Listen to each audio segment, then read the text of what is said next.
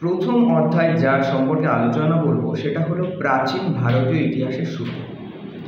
প্রথমেই এই প্রাচীন ভারতীয় ইতিহাসের সূত্রের ভূমিকাটি আলোচনা করব।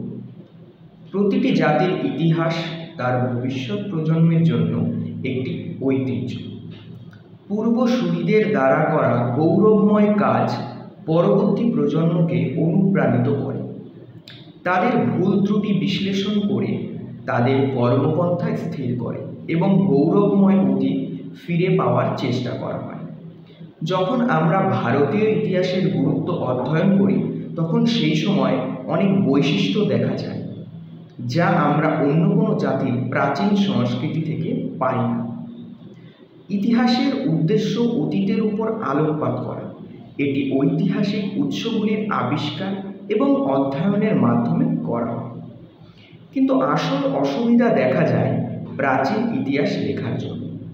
মহান ভারতীয় মহাকাব্য মহাভারতে এটি উল্লেখ করা হয়েছে যে ইতিহাস হলো সেই প্রাচীন বর্ণনা যাতে পুণ্য, সম্পদ, কামনা এবং পরিত্রাণের নির্দেশাবলী রয়েছে। অন্য কথায় ভারতের প্রাচীন দ্রষ্টারা সেই ঘটনাগুলির উপর বেশি জোর দিয়েছেন যা বাস্তব ঘটনার চেয়ে উচ্চ আদর্শ বহন করে। উক্ত স্লাইড সম্পর্কে আমরা পড়ার পর আমরা একটু বিস্তারিত আলোচনা করব। ইতিহাসের সূত্রগুলি খুবই গুরুত্বপূর্ণ, কেননা এগুলি বর্তমান যুগের মানুষদের বোঝাতে শেখায় কিভাবে প্রাচীনকালের মানুষ কঠোরভাবে পরিবেশের সাথে সামঞ্জস্য রেখে দিন কাটাত। মধ্যযুগের এবং আধুনিক যুগের সূত্রগুলি আবিষ্কার করা গেলেও প্রাচীনকালের সূত্রগুলি খুবই কম সংখ্যক আবিষ্কার করা সম্ভব হয়েছে, কারণ সেগুলি সময়ের সাপেক্ষে নষ্ট হয়ে গেছে। বিভিন্ন রকম পুঁথিপত্রের মাধ্যমে প্রাচীন যুগের ইতিহাসের উৎস খুঁজে বার করা হয়েছে ঐতিহাসিকদের মাধ্যমে।